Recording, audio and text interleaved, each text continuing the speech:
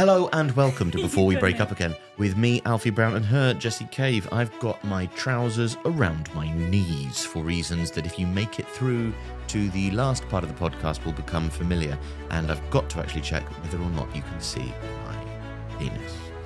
I don't think you should say penis within the first 10 seconds of tuning in. We'll soon find out.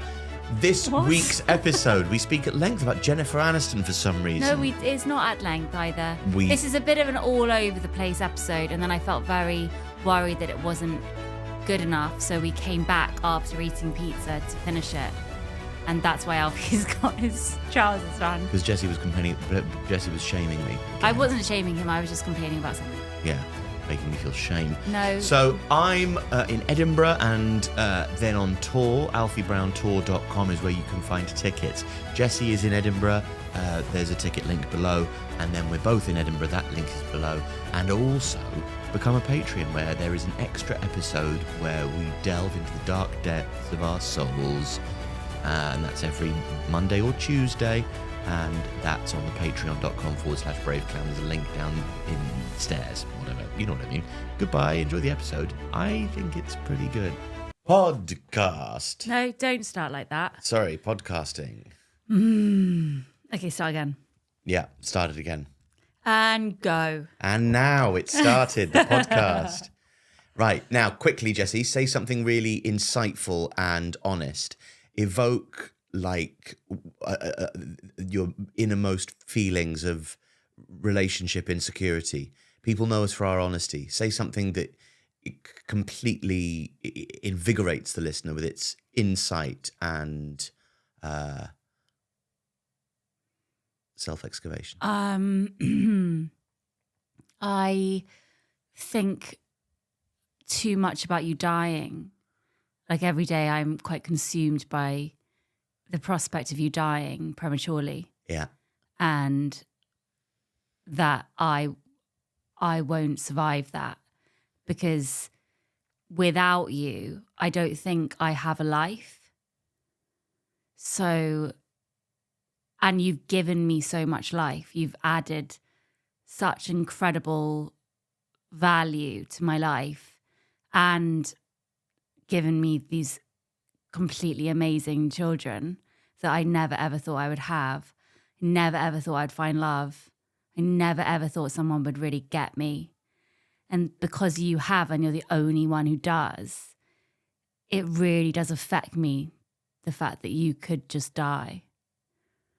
Episode 63. We are back with a bang. Thank you very much for that, Jessica. Keep your emails coming into us at the podcast. We really appreciate them. And thank you very much to everybody who came out on Sunday. It was great to see you at our preview, wasn't it, Jessie? Yeah. We had a great time. So rolling back into the meat of the podcast now with Alfie Brown and Jessie Cave. Here we are. We're trying to summon energy before terrified. our pizza arrives. Terrified of me dying. I'm terrified of you dying. In case, unless there's an accident, think I'm gonna. Don't get cocky, bitch. Don't get cocky. Fine. Well, your health isn't as good on paper as mine. Yeah, but Andy Kaufman never smoked a day in his life and died of lung cancer. You can't second guess these things. You can't get too cocky, and it's very often some kind of horrid quirk of everything. Also, Yes, you're right. You're right. Actually, I could die, and that's quite appealing to me. Yeah, you've got all the heavy metals in your system from wearing sunblock every day. Yeah, that's me talking shit for fun. I don't believe that. I'm just talking shit for fun. I was overcome. I know last that night. that's why you don't wear sun cream, by the way. And I know it's because you're waiting for the day that I get diagnosed with skin cancer because of my over application of sun cream. Jessie. And you're going to say, haha, fuck you. Told you so, bitch. You think I'm waiting for you to get cancer? I just noticed a few times lately when we've gone out, you've purposefully not put on any cream. And we all have. And I just think, what's he doing here? I don't, obviously you have fair skin. I'm much more Mediterranean looking. Oh my God. And therefore I don't need the same amount of sun cream that you do.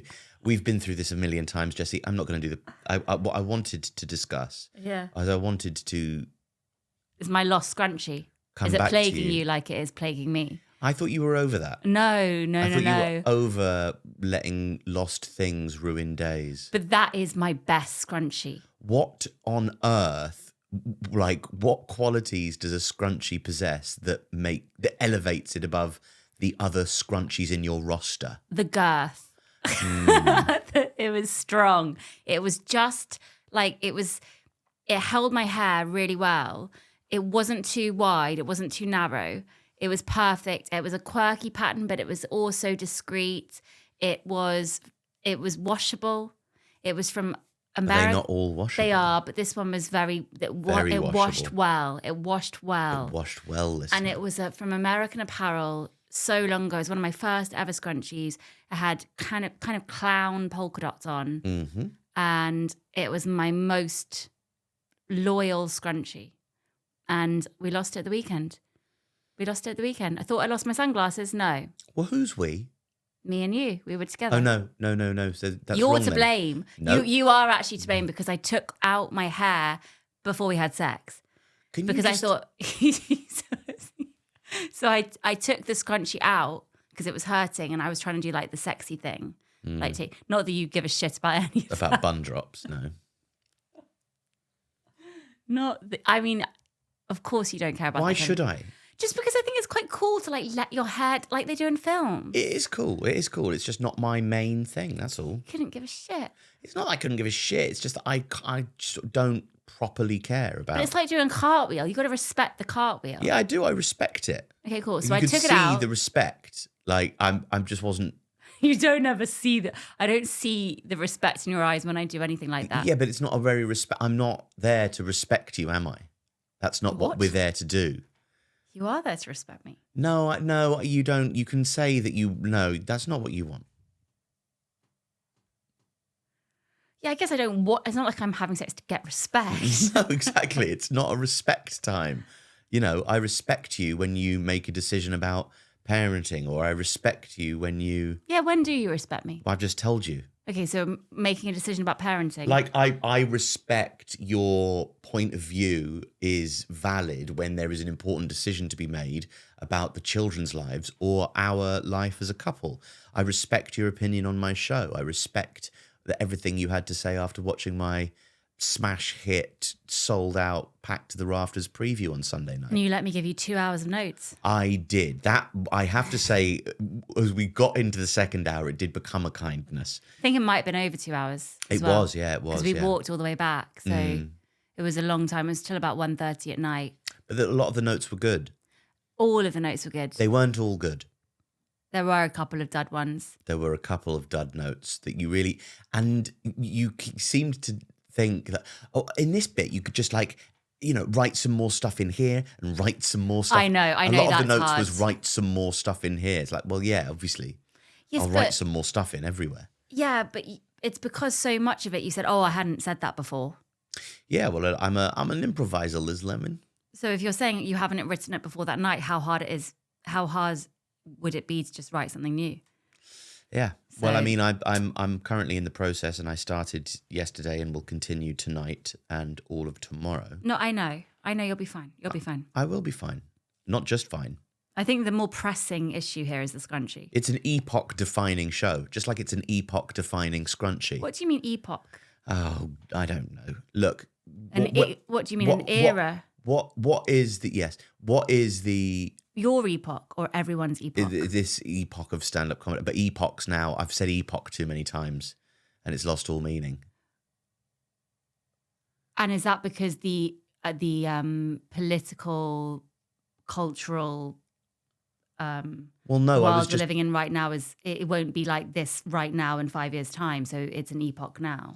Well, I think no stand-up ages particularly well. Mm. I think that stand-up is very of its moment, and it is a cultural reflection of a time, which means that, like, I mean, I don't know if you've ever listened to any Lenny Bruce, the comedian of his day, and a Nepo baby.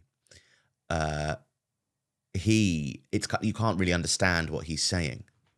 I think what George Carlin did is, you know, you wouldn't look at it. Victoria Woods aged very well, but it wasn't a lot of political commentary. It was a lot of characters, and I think that. But I mean, even things like sitcoms and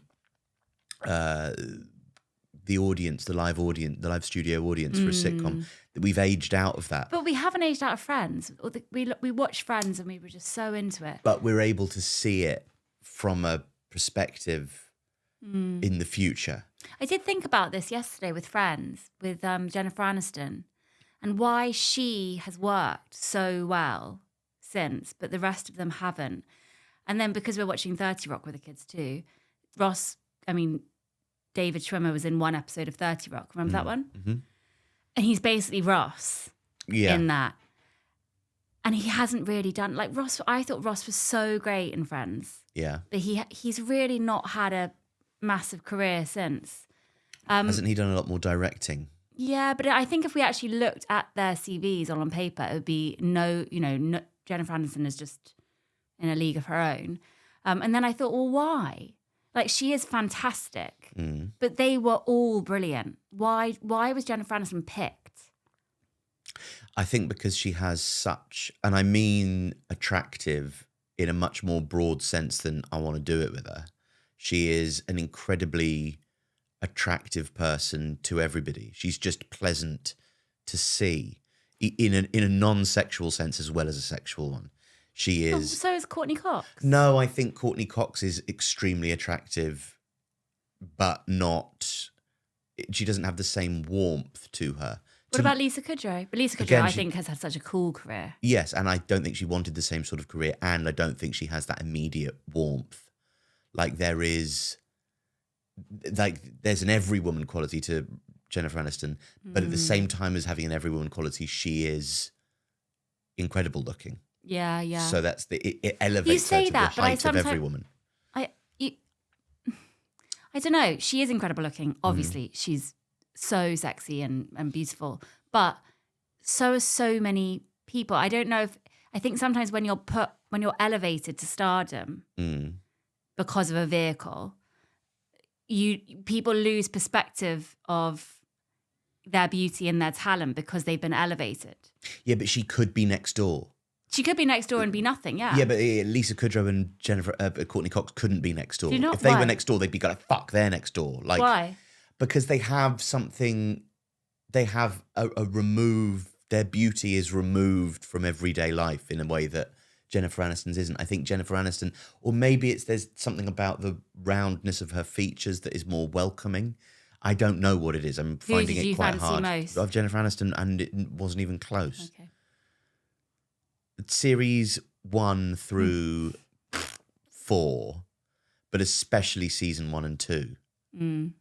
It's just she had a bit more meat on her. Sure, and the skirts were a little bit shorter. They were. And I mean, I'd be a very different man had I not witnessed those from such an early age. Well, I would be very different. My psychology would be very different had I not watched Friends, because they just taught me what, that's what I thought adult bodies should look like for women. I think we've talked about that before, haven't we? Yes. I've talked about Jennifer Aniston's nipples too much on stage. Yes, but have I? No, you haven't. No. You could talk about watching Friends with the kids. Let's add that into your show. Well, I do. Let's add a new bit. I do talk about that in the show. Do you talk about Friends? Very briefly, yeah. I don't remember that. Okay. When? What did you say? When I'm explaining to Donnie what... oh, yeah, you do. Yeah, that's good. That's good. I sound like an idiot in your show, but I don't mind. Well, I think it's quite clear that you don't... Okay, well, that's something to think about. I do. I sound like an idiot, but I think people... and I think it's expecting people to know a lot about us, because people know I'm not an idiot. So you think you can get away with it, but I think probably you need to make me less of an idiot. Which bits are you speaking about specifically? About the paedophile. Yeah, the paedophile bit. So, but I would say that it is all true. It is all true. So I'm not making you sound like an idiot. No, but you need to balance it out with something less something idiot. False that is less idiotic. No, but what should I counterbalance it with? Because these are just amusing things. Because I don't think you sound like an idiot. I think you sound like somebody struggling to define something to a child that you wouldn't expect yourself to have to define in child-friendly terms, because the thing itself is necessarily child unfriendly. I know. He asked something again today that was so dark. What was it? Oh, I thought it would be safe to watch. I thought it would be safe to watch something last night that was absolutely not safe within such a quick period of time. Are you speaking as him, or is this you? This was last night when we were together because you were away. Right, I know I was away. Yeah. But you listening to It was something about the Catholic Church and the abuse. Right. And you thought that would be... No, it wasn't. The show wasn't about that, but it was like a joke. A joke came up about the Catholic Church really quickly, and I thought it was like a 12. And so he was like, "Oh, what happened? What happened with the priests?" And I didn't know what to say. What words did you use, Jessie? I said, "Oh, they just did bad stuff, and like that's why some people aren't religious. That's why some people don't like the Catholic Church or something." I didn't say what happened. Basically, I didn't say the word molester. I didn't say anything like that. Rape. I didn't say any of that. No, I just said, "Oh, that happened." Yeah. But it's happening more and more. And I think that's also a really tricky phase for me as a parent because... It's happening more and more that priests... It's happening more... No. It's happening more and more that... You're right, his questions. Because yes, he wants to discover the world. He wants to understand the world. And he... There's a very... I caught myself about to tell him off for this the other day. Every single time you tell him something, he says, "Really?" And I don't... And then you've got to go, "Yes, really." But it's everything you say. "No, this is the way that the world works." "Really?" "Yeah, really." And it is a bit exhausting.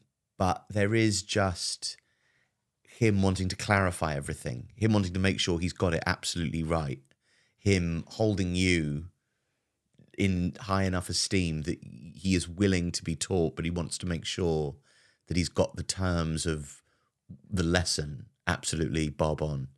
Really? And it's a very... I was going to take issue with it, and then I stopped myself because it's one of those things that I think a lot of things that children do that are not naughty but just slightly irritating are actually signs of love and a depth of feeling. Oh, yeah. Or just, just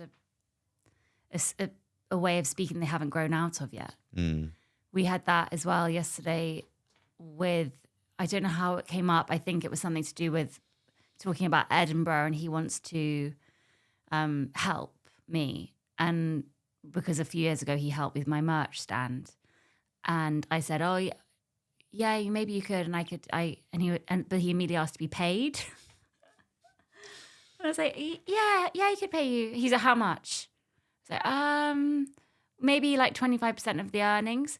And he's like, "Well, how much do you reckon?" Fuck. What? What? Well, because I don't think I'm going to earn that much. So Yeah, but you don't offer an 11-year-old a percentage. Well, I didn't. I just thought I didn't want to say £2. I was just humouring him. We'll put a pony down now and then 50-50 split on everything thereafter, all right? Now, unload the van with your dad, will you please? I was trying to encourage him because I want him to be enthusiastic about going. And he is. I know, but he's very motivated by money because money buys some Pokemon cards. So I said, yeah, maybe, I can pay you every day if you help and you can get a percentage. And then he was working out how much money he would earn. And I joked something like, "Wow, your brain is just so different to me with maths." And I said, "Oh God, I hope you don't become an accountant," which is nothing horrible about accountants. But if our son was an accountant, I would feel very watched all the time. I already feel very watched by my accountant. I don't want to feel watched by our son as well. That's interesting. Yeah, if he's an accountant, then he'll know things about me that I don't want him to know. He already knows too much. That's because you talk too much about our earnings in front of him. I don't talk about earnings. I talk about lack of. I mean, either way, I would recommend... I would say that's not the right thing to do. I know. And then we got talking about what jobs he would like. He thinks that what jobs I would like him to do. And I said, well, I think it's already written that you're going to do something that's probably not in the creative sphere because me and Dad have put you off that. And he laughed.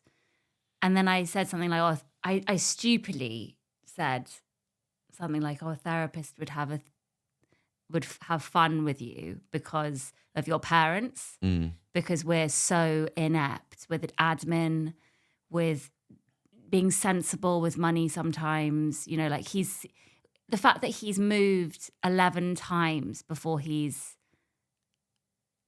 was 11. Yeah, I think the impractical millennial parent is we're not the only ones. No, definitely. And actually, any other impractical millennial parents, write in, let us know your experiences, because I would like to know if there's more of us in this state of arrested development, but development has been forced and thrust upon us by procreation.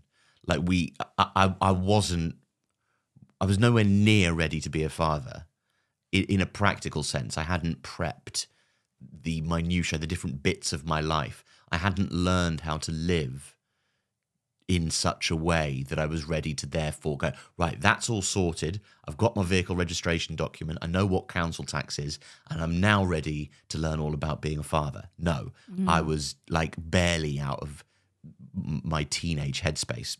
Wrongly, I should have been 27, but is the way it is. And in a different way for you, I think you were much more together in a lot of ways. No. But in a lot of ways, also in other ways, much less so. In that you don't know how to do a phone contract. I don't know how to do anything. Right. I don't know how to do anything. Yeah, so there are a lot of things. I'm completely incapable. A lot of areas in which I will excel beyond you, and I think those are quite a few. But there are other areas and many, many areas where you're much more competent and adult. Yeah, I guess. And also I was just earning more. Well, and yeah, I was 26 and I had savings. It's easy to be good with money when you're earning a lot, yeah. But also I was earning enough to cover my mistakes. That's what I mean. So a lot of money goes down the drain with us. Like I'm in a minute, I'm going to ask you to look at all my Merseyflow tunnel fines, because for that one dance show we talked about a few weeks ago on the podcast for our daughter, I crossed the bridge that time however many times, and I said to the kids in the car, why am I saying it to them? They're not going to remember. But I said to them, don't let me forget to pay the bridge. Obviously, we all forgot that So I now have, I think I've spent about £220 on fines. And I can't work it out. And so I'm probably going to pay extra because I can't be bothered to work it out. As you reflect on it now, when I used to go over the bridge to do gigs in Chester, wherever. Oh, there's another one I got. I got another one. Mm-hmm. So when I've gone over the bridge in the car and I've forgotten to pay the Runcorn Bridge, and you've got very angry at me because I stupidly forgot, and you had a go at me about it. As you reflect on it now, do you think maybe you could have dealt with me with a little bit more understanding? And no, because you have, I mean, ALFIE, the amount of parking tickets and fines over the years. Yeah, and had you been driving that time, you'd match me, as evidenced by the 4 fucking Merseyflow letters over there. Yeah, but I was driving the kids. I was driving the kids to a dance event. And so was I a lot of the time when I was in the car. No. Yes, you can't. That doesn't absolve you. If you still a car, you were still driving. You've been banned. Yeah, I know, because I was driving the kids for years and years and years, and driving myself and getting fines up the wazoo. And I didn't know that the national speed limit for a van was 10 miles an hour slower than it is for a car. Probably I do now. Next time, find that out before you buy a van, I think. Well, next time, there isn't going to be a next time, is there? Because unless I get another notch on my licence and start driving an articulated lorry around the mean streets of Liverpool. Are they 10 miles less? I have no idea, but I'll find out if I ever drive one. No, I do have more sympathy. I do. It's very easy to speed up and get speeding ticket. It's very easy, and I completely, I feel bad now that I got at you about that. Thank you very much indeed. That's all I wanted. It was about £220. £220. How stupid is that?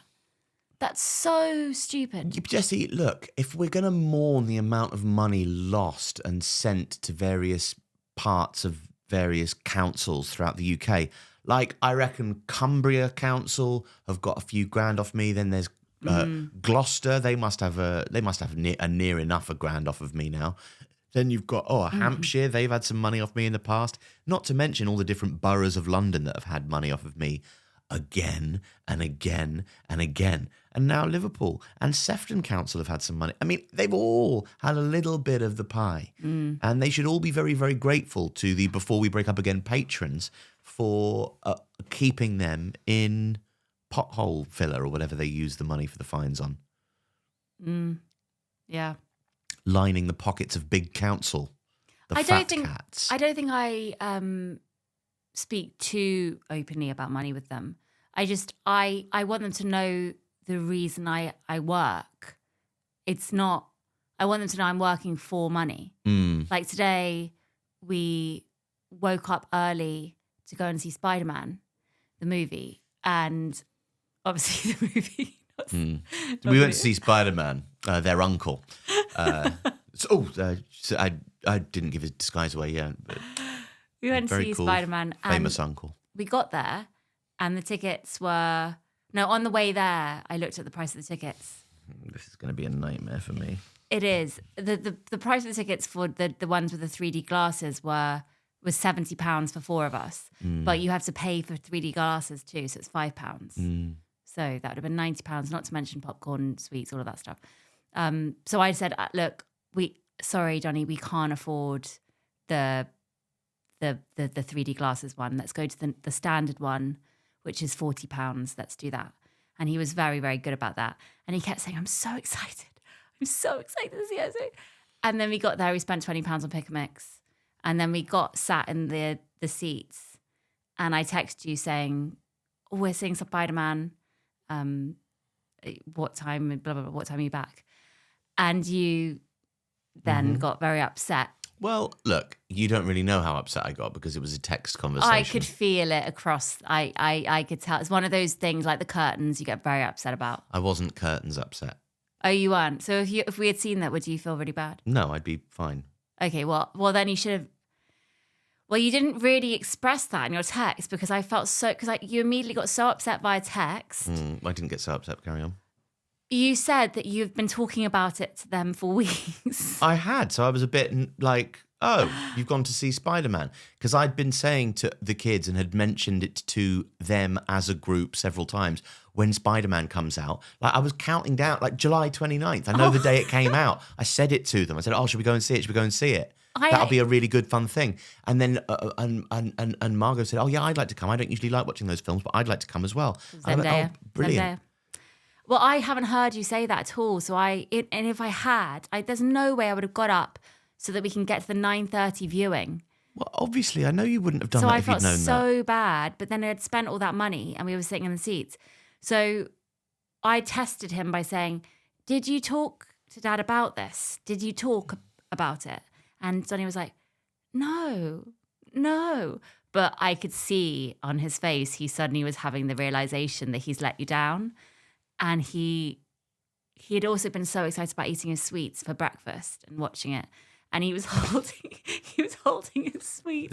He was starving. He was holding his sweets. And he was like, I can't see it.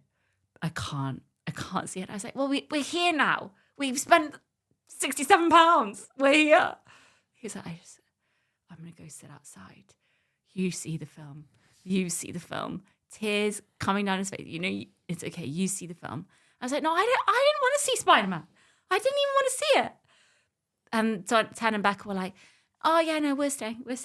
And I said to Tan, did Dad talk to you about Spider-Man? He was like, yeah. As he's gobbling his sweets. And then we get 10 minutes in and it's really good. And I thought, I can't.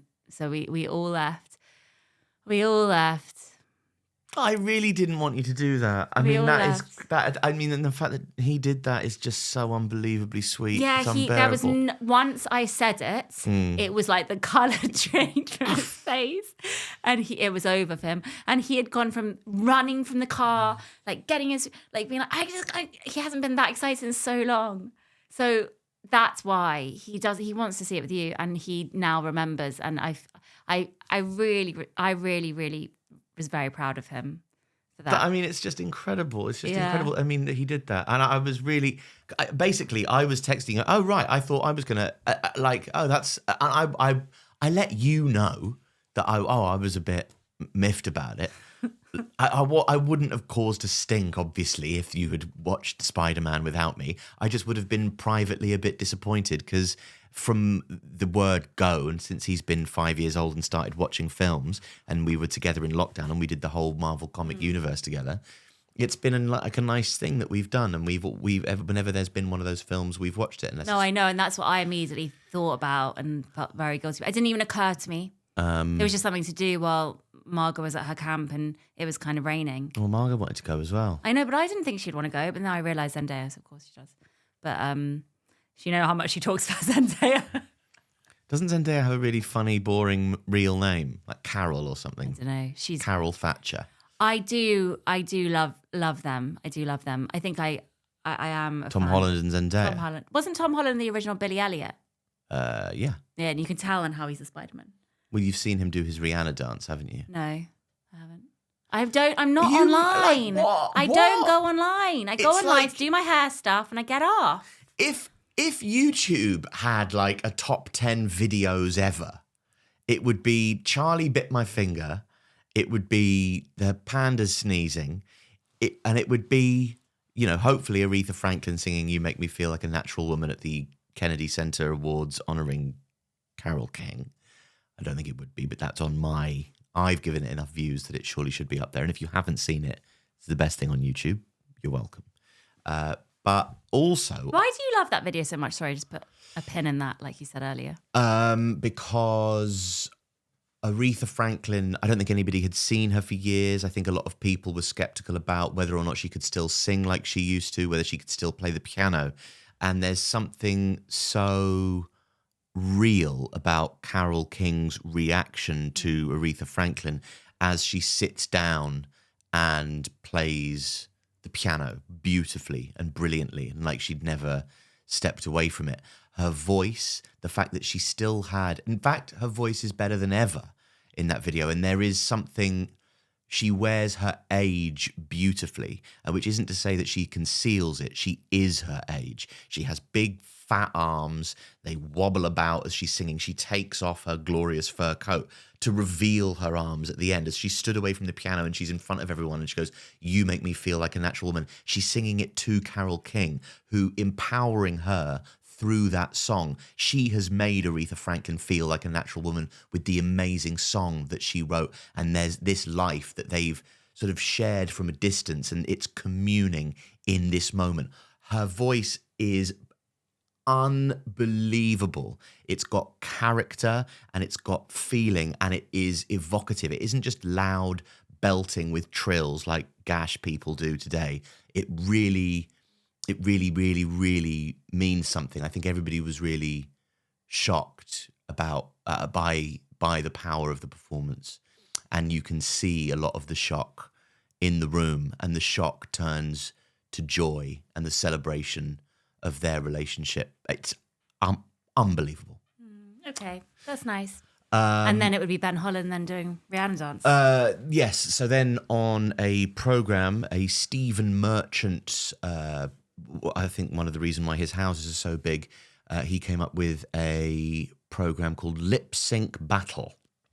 Do you remember this program on MTV or some such channel? No. Okay, great. And celebrities would lip sync like what they do in drag in Drag Race, but it's just celebrities doing any song. And usually they play it pretty safe. You get, I think somebody did Wrecking Ball once, and that was a bit of fun. I can't remember who it was. I want to see this. But anyway, Tom Holland does Umbrella by Rihanna, dressed as Rihanna. I don't think too many people did it, especially not too many superhero actors are doing like a drag lip sync. And it's really fucking camp and really fucking good. And it is a brilliant bit of internet. Okay. I really like how you have comfort YouTube videos, because I don't have any of that. I mean, like all of the videos from Sondheim's 80th birthday proms at the Royal Albert Hall, hosted by Emily Maitlis, a friend of the podcast. I might start saying that about various celebrities that have no idea we exist. Emily Maitlis, friend of the podcast, of course. I wish she was my friend. I wish she was my girlfriend. Oh, God. She do. is sexy, isn't she? She is sexy, her yes. Her voice. And her intelligence, her brain, her dogs. Yes, let's go with all of that. What but were of you course, going to say? well, just like, I don't know. I don't want to it's seem okay. too No, let's not lascivious go- about no, Emily she's- Maitlis. she's above that, yeah. She's better than that. I don't want to objectify her. I'll Objectify me. Yeah. Nice tits. Thank you. I don't have any comfort YouTube videos. I barely go on YouTube. I go on YouTube so little that the one that I went on when I went on YouTube when we were moving in here and we were looking up how to take wallpaper off. Mm-hmm. That video comes up every time I still type in YouTube. Does it? There's very little that goes on my YouTube. Yeah, I'm a huge YouTube.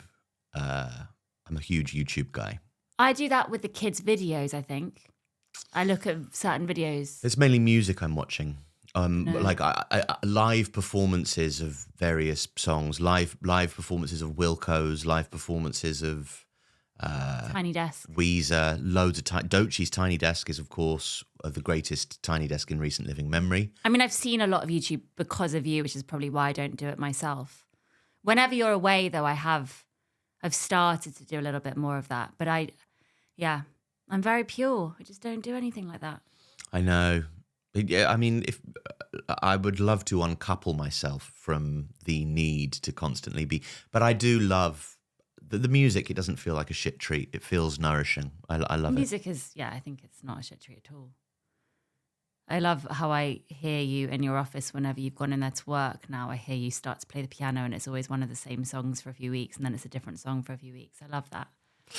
I don't love that about me. I wish that I had and I think the fact that I know that people can hear me means I want to change up the song I'm doing. You can't really hear it. You can't really hear. So I like to try and, in the same way, this is a really bad habit of mine. If I'm doing a gig, if it's just now, if you don't know this, when you're doing a club set, your Club 20 at it's the Comedy Store in London, it's Top Secret, it's Hot Water, it's wherever you are, the Glee Club. The comedian on stage will do 20 minutes and that's what's called their club set. Doesn't have to have a narrative or a through line. It's 20 minutes of jokes and then you pop off. A lot of comedians will have the same jokes in their club set because the idea is just to keep the audience entertained. You can't be, challenging them with ideas or going off on tangents or being too niche. It has, because they haven't come to see you, they've come to see the comedy. I've completely forgotten what I was What are you saying? It's because you've done too much weed. See, It's it's not- your brain. This is evidence. We got it on evidence. We got it on Time evidence. for rehab. If I went to rehab for weed, I'd get laughed out of town. You should. I think you should. You were saying that it's a bad habit of yours on stage. Yes. He's still forgotten. Oh my God, that is appalling. That is appalling. It's you. If you know that you can be heard or something, or if you drive it to the ground, or No, okay, no, it's okay, gone. fine. It's gone. Well, let's talk about Sunday for me then. Okay. I did a show before ALFIE did a show. I'm doing 1 week of a work in progress show in Edinburgh. I really deeply regret not doing Edinburgh this year. Like, I wish I was doing the full month because I don't think I'm going to be doing this show again. And so I'm doing 1 week in a tiny cave. I think it's like 45 seats or something. Maybe it's 60. Is it all sold out? I don't know. No, of course not. I haven't checked. It's maybe 60 seats. Where are you? The wee cave. Doesn't bode well, does it? Well, it'll be great. It's on the street that you're one. Yeah. The one that you went. I know what you mean. Yeah, it's nice. It's a nice place. It looks really sweet. Yeah, it is. Yeah. The wee one, just the wee one. Yeah. That is the one at the top of the stairs where I was when I came back. Oh, really? My first from cancellation. No. Yeah. Oh, I Yeah. didn't like that room. No, that's a smelly one. Oh, I hate that room. So I'm going to have a horrible week. That can't be the one. Just the wee one. Yeah. No. It didn't look like that in the photo. No, it doesn't, no. They may have made it nicer since then. Oh, Alfie. Oh, it's such a mess. We're such a mess. I should be doing it because, like, even though the show's not perfect, it's an accurate, snapshot of where I'm at. And that's all I care about. I just wanted to document this time on OnlyFans in a comedy way. And I've done that. And I don't want to come back to it and keep, because it's going to evolve. My whole thing's going to evolve over the next year. So the stuff that I've written last year about it, that even feels dated now. So it's such a stupid mistake. And it was all because of money. It was all because we couldn't afford it. And I'm really annoyed about that. Well, I did say to you that there needed to be compromise, that money meant that we needed to figure out some way of doing it that meant that the kids weren't up for the whole time. But you don't want to compromise on that aspect. Do you know how many summer holidays they have? Have you seen that Instagram? Sure, but how many summer holidays do you have with your children? What? At most. What? Do you know how many summer holidays you have with your children as children? Yeah, not very many, but 18. Great. So then, or less. Then how can you regret not then have the summers no, doing that? I absolutely. I'm also, there's so many little things with the kids that mean that Jesus. My button's undone the whole time. Yeah. Why have you not told me? Well, I thought that's how you like it. Well, it was just so hot earlier and the dog jumped up and did a lot of buttons undone. It's like when, anyway. Yeah, it's been out the whole time, your whole chest. Lucky you, viewer. Yeah. So I don't regret it. The kids, they take priority. They do take priority for me. For me, they take priority. Yeah. But I do feel slightly like, what's it for if I'm not going to do it after Edinburgh? Well, I think in the new year you should go on a little tour of it and then record it and then move record on. it. I think I should record it. Yeah. Yeah, so the show was really sweet because before the show I was setting up I was really nervous, I'm not usually nervous before shows really, but I genuinely was, and I was kind of shaking. And this woman who I think helped run the gig, I don't know, but she was definitely involved. She saw me as you were chatting somewhere. And I think, have I talked about this? On the podcast? Yeah. When could you possibly have spoken about it? Oh, yeah, good. I wrote about it in my Substack. So she came up to me and she was like, are you okay? And I was like, yeah. And usually I would just kind of be like, thank you, keep myself to myself. But for some reason I was open and I let her in. And I really think that's the antidepressant because I'm less shut off or something. I'm more like, yeah, fuck it, I'll talk to you. Which I just don't do normally, do I? No. So for some reason I started talking to her and within 2 minutes she was doing box breathing with me.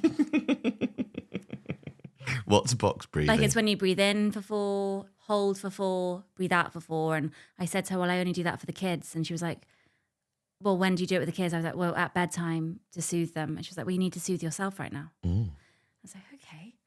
I did it. And then I explained to her how, she was like, oh, why, why do you think it is that you're so nervous right now?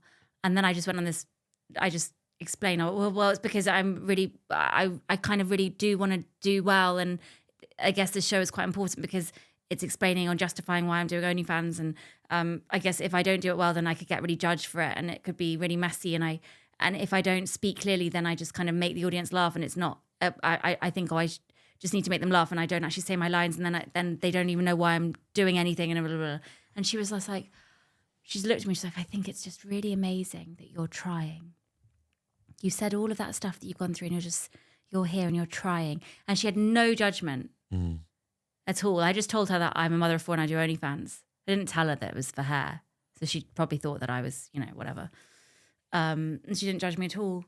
And I said to her, and it's, it's hard because I speak to an invisible man in the show. And if I'm not really clear, I fumble. And she's like, how about I'm the invisible man at the back? I can be the invisible man at the back. And the whole show I saw her at the back and I was talking to her the whole time. And she was like smiling back at me. It was so nice. What was she wearing? Which one was she? Why? Like, what does she look like? She was hot. No, she was wearing I don't know what she was wearing. I don't know what she was wearing. I was going to do a joke where I was going to pretend that she wasn't there, that she'd been dead for 7 years. Oh, okay. And that she was a figment of your imagination, but it's not worked out that way. No, sorry. I thought you were saying, it doesn't matter. No. It was really nice. It was really nice. That is a really nice thing. What a very good person she is. And in a way, contradicted what I just said, because it was enough just to do that show. It doesn't have to be for 4 weeks solid. It doesn't have to go on tour. It doesn't have to go to this theatre or that theatre. It was a cathartic experience for me not only as a person, but as a performer. Yeah. And I think also you're fickle, and that doesn't help you. No, I am fickle, but I'm only fickle with later life. Right. Yeah, what I mean is you've been very fickle about, well, I don't want to go to Edinburgh. I do want to go to Edinburgh. I want to go to Edinburgh for this long. I don't want to do a show. I never want to do a show again. I want to do shows every year. Like, you've said all of those things to me at various points in the not so distant past. Like that, all of those different intentions have been yours at various points throughout the last 12 months. But have I ever not stuck to, if I have a show, I work for it. And if I have a show, I sell the tickets. Yeah. And I put a lot into that. Absolutely. So I think that shows that's more evidence than, me saying stuff occasionally. I enjoy performing. I do. Yeah. When it's right, when I feel good, I enjoy performing. Well, sure. But then, like, you also need to get to grips with it. Like, what happens when you don't feel like it? What happens when you've committed to it, but it's like, it's a bit of a drag. I wish I wasn't doing it. I would prefer to be with the kids. What happens when you get a 3-star review and you can't, like... Oh, I'm completely done with that now after the last one. What I think do you mean? I have strengthened. The review thing doesn't affect me anymore. How do you know? You haven't had a review since then. I had a couple of horrible reviews for my last Edinburgh show. I know, that's my point, and you didn't. You had a big reaction to it. But that was because that was the first time I'd ever had reviews like that. Yeah, and they were both 3 stars. Wasn't actually bad reviews. Yeah, but they were horrible reviews. One of them was particularly horrible. Well, it wasn't horrible. It was just ignorant. Both of them were misogynistic, patronising. One of them was definitely misogynistic. Yeah, I'm fine with that now. One of them was just by a thick person. Well, they're both by thick people. Well, then I had more than 2 because we're not talking about the same things. Yeah, Time Out and Chortle. Oh, yeah. And the Times. And he's not thick. He's nice. Yeah, he's nice. Yeah, if he gave you a bad review, I'd just listen to that. Sometimes you got to listen to it. And also, I completely agree. I think there's so much. I've learned a lot from that experience, I think. Also, I would say with reviews that if somebody's getting it wrong, you've given them, like, sometimes the reviewer will be a misogynist or a bit thick or whatever, but even if that's the case, you've given the opportunity to misinterpret something. Oh, and my work is incredibly messy, yeah. Well, that show was very messy. And I think that's why it's really nice to go back and look at Sunrise before I do it in Edinburgh and see that it absolutely was clean. There was no, if you didn't get it, it was... It's just not for you if you didn't know Yeah, it. exactly. It was more straightforward if this is what it is. Yeah. And I have muddled myself and what I do on stage now so much. And I think even when Adam said the same thing to me about my show of that year that you did Sunrise, he said that it's such a good story that even when you don't have a great audience, the show is still fantastic because the story is. And that's the same is true of Sunrise, I think. And that's exactly what I'm trying to bear in mind with if going forward with the show, because I think, it's not there yet. It's not there yet. But I know I've contradicted myself again because I said I should be going to Edinburgh, but I think it's more Edinburgh has changed for me since Sunrise. And I think Edinburgh's changed for everybody, and going there with a work in progress and developing it throughout the month is actually something that I think a lot more people are doing. I think that might be our pizza. You think we've got a pizza here? I think so. Yeah. Sorry, we didn't talk about you and your show. Hey, there's always next week. Okay, you go get the pizzas and I'll do an intro. Thanks, everybody. Goodbye.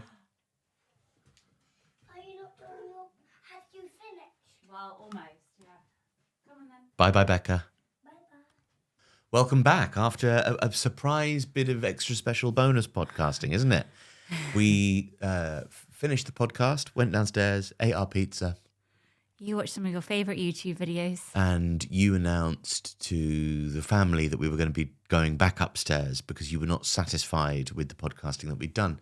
So there you go. This is how keen Jessie is to provide good content for you. We've come back upstairs post-pizza. I was happily downstairs forcing the children to listen to my favourite songs. Did they like them? Yes. They like Billy Joel? We watched the tango scene from Scent of a Woman. We watched the boogie scene, the disco, the dance scene from Pulp Fiction, Uma Thurman and John Travolta. We watched. I think you've shown them that before. I have, yeah. I showed them Take Me to the Pilot, Elton John. And I always think, have I played them this one before? And then they all sing along. They know all the words. I went, yeah, I've covered it. I've covered Take Me to the Pilot. I wonder if I've covered, I'll do one they don't know. Moving Out, Anthony's song, Billy Joel. Oh, no, they know this one. They know this one back to front. It's good. It's good. It's really good. I'm so impressed by musicians. And also we watched the Rihanna Tom Holland. Oh, yes. That I mentioned in the first part of the podcast. I showed the whole family Tom Holland dressed as, isn't it incredible? It's incredible. And you have to remember that he is a child prodigy. You know, he has danced all his life. It was all worth it. All those dance and tap lessons were worth it. Those parents, it's paid off. Well, were they? I've gigged with his dad. It's a nice chap. What? His dad's a comedian? Yeah, stand-up comedian called Dominic Holland. What? Didn't I know that? No, I didn't. Yeah, I gigged with him. I gigged with Dominic Holland the day his book was being pulped. What's pulped? When you write a book, there are a certain amount of books printed. And if you say 10,000 books, if it gets to a point where your book, the demand for it has only been a few thousand, then there's still 7,000 books hanging out. So what happens is they get taken and destroyed and turned into other people's books that hopefully will get sold. But it's a thing. If all the books that exist in the storage bit, like there's no demand from any bookshops to purchase the bookshops for sale, your book will be pulped. It happens to Alan Partridge as well. Bouncing Back gets pulped. How do you know if it's pulped? Well, he told us that it was being pulped. I don't know. Maybe mine's been pulped. I don't know. I wonder if it's a secret. I wonder if I shouldn't have said that. Yeah, I don't know. You're going to get told off. Well, it was years ago, and he was so good-humoured about it. He's such a nice guy. Is he? Yeah. Tom Holland does seem lovely. And so does Zendaya. They seem lovely. Well, no, and Dominic Holland's really lovely and really, really good. Like, he's one of those comedians that had loads of really good bits. I mean, what a banal thing to say, but yeah. How long ago was this? How long ago was I gigging with him? Over 10 years. Oh, okay. Well, he doesn't need to gig anymore, does he? He's got a multi-millionaire son. Yeah, and he paid for all the tap lessons, I imagine, so. Yeah. That's what I mean. It is an investment. I think a lot of people... I find it really weird when we watch football here in Liverpool. The families get out their deck chairs and watch. And the cynical part of me is thinking it's because they want their kids to be professional. So they're investing by watching and taking them to training every day. But I think here it is, they just genuinely love watching them. But I do think with certain athletes growing up, you expect them to get to a level where it pays off. Well, I think sport helps people, like regardless of whether they're professionals, sports, and in the same way that the like studying drama is not being an actor is not the only reason to do drama at school. It teaches you about being a person. Sport teaches you about being a person. Drama teaches you about being a person. When you hear about, improv courses and people do them for confidence, I always used to be like, oh my God, that's so depressing.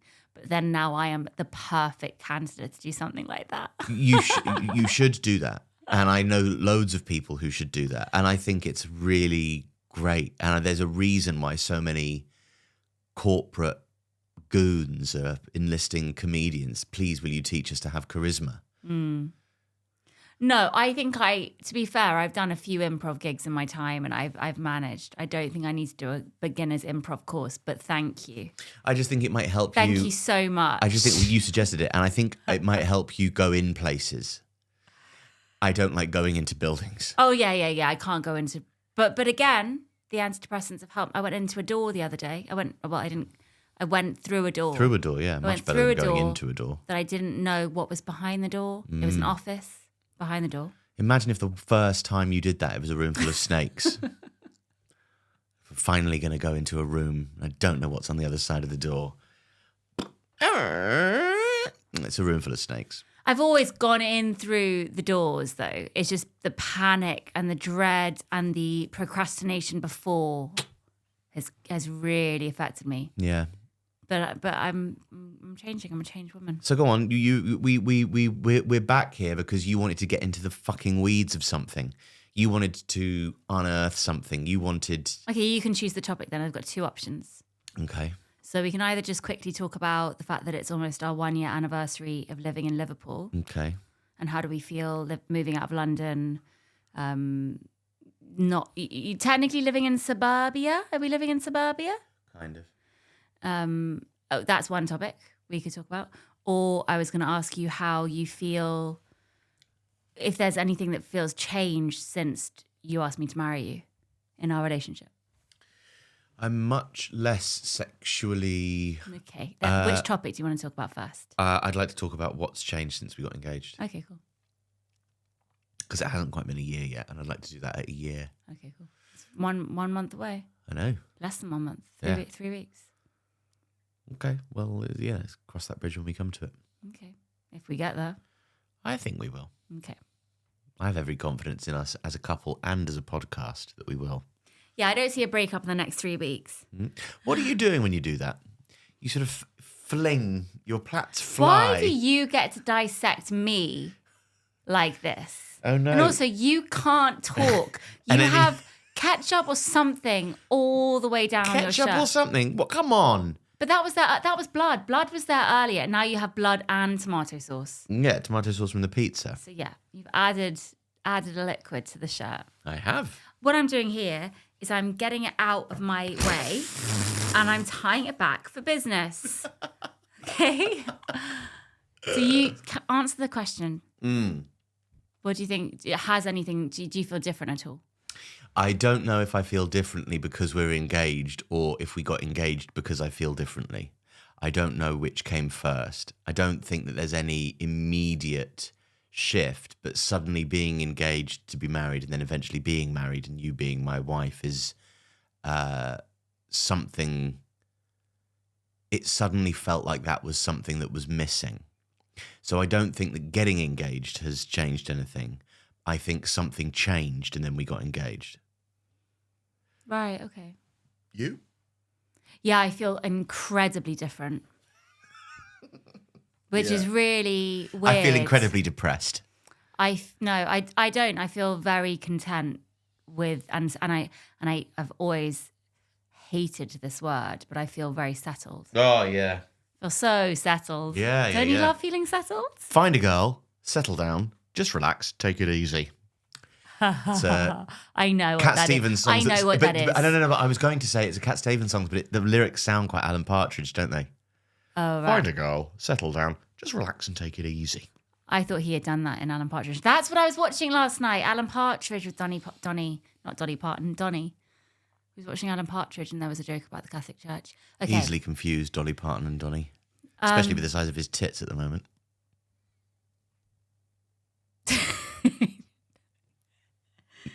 Okay.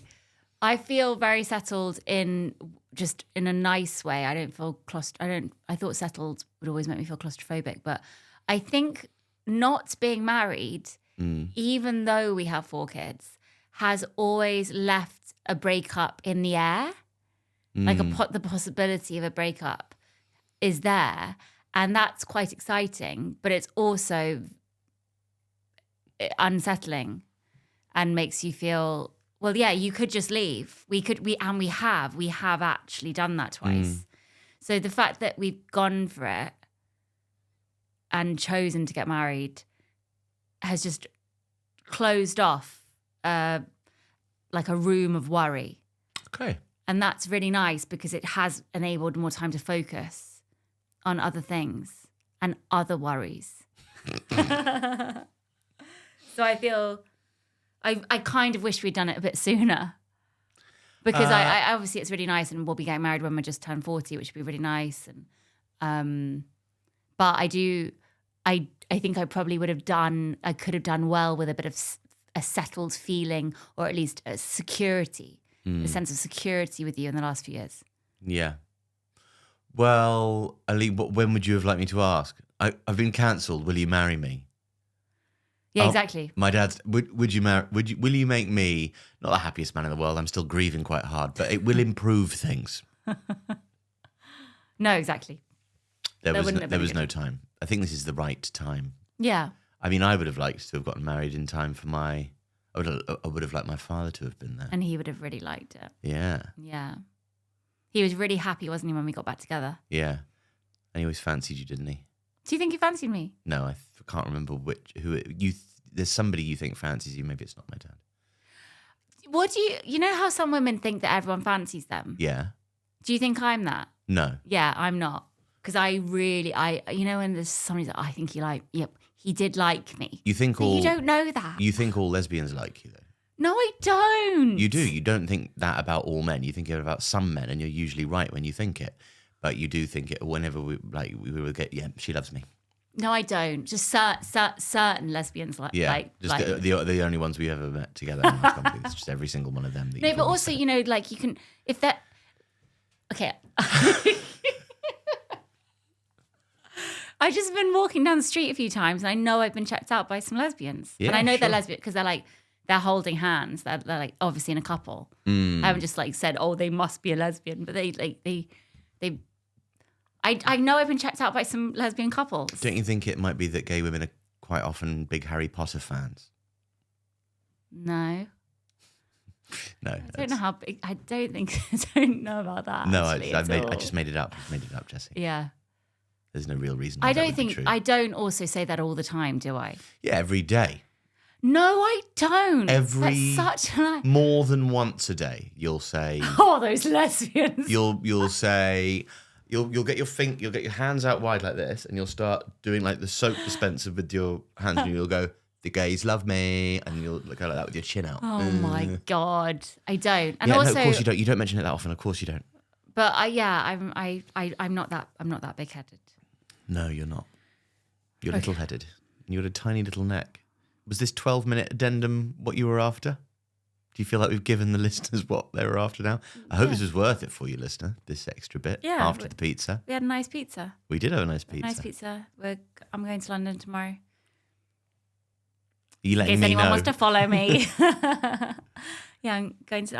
I'm really trying this, on the days that we have in the summer holidays. Oh yeah, I'm done. I'm fucking done. Yeah, that was I'm fucking done. boring. Yeah, sorry, that was so boring. That was fucking boring. I think. It's time for our third hairstyle of the second. What's it going to be this time? The wrap around the skull. To back off. Actually, I think you need to back off. Why? Why did you get the book of narrative down? Because I thought I could read to you from the book of narrative. It's the most boring book of all time, and you would That's think ironic. it would be better. Okay, I'm done, Alfie. We're done. The difference between story and narrative discourse is, to begin with, a difference in two kinds of time and two kinds of order. It gives rise to what Seymour Chapman has called the chronologic of narrative. Good night, everybody. Good night, Jessie. Good night, Alfie. God bless us, everyone. I've passive-aggressively left all the laundry on your side of the bed, just so you know. Okay. I'm going to aggressively put it on your side of the bed. It's your stuff. I'm going to participate in an active display of aggression. It's about 8 pairs of pants. My pants. Your disgusting pants. I like my pants. No, I wish you weren't can't such a bear your shit pants. about my pants. I really, really wish you. Can I show them my to, pants? I have to get nice underwear for you occasionally. You don't have to. But I do. I get the occasional onesie. Yeah, but you have Lace onesie, just in case. Not a unicorn one. It's not called a onesie. Well, what is it called? What is that called? Bodysuit? A one piece. One piece. A one-piece bodysuit. a lace, but if I'm occasionally getting Can I show like a them my- crotchless Can I show them my boxer shorts? bodysuit. Crotchless. Is it crotchless? It is crotchless, yeah. But what's the... Like that's a that I've tried, and I then know. you're getting your like parachute pants out. You have to try a bit harder with your pants. Seriously, I think you have quite bad taste in pants. I think my pants are cool pants, and the pants that you like are not cool pants. You like expensive Calvin Klein tight hugging the thigh like pants. the tight ones. Yeah. I want just occasionally mix it up. Can I show them my pants? Yeah. I've not done the button up. I'll check that in the edit. But I think these are good pants. No, I can't bear them. This is like a good... No. You look, it looks like a pajama and it's just all billowy. So yeah, if I'm going to have to, do all of my stuff that you're forcing me to do. I'm really not. I really don't give a shit you're about not. that sort of thing. I know. But just, I don't know why I can't stop talking now. So can we please just end this? Okay. You got to stop leaving us silences like that. Goodbye, everybody. Thank you for listening. We hope this little addendum did you well. Thank you.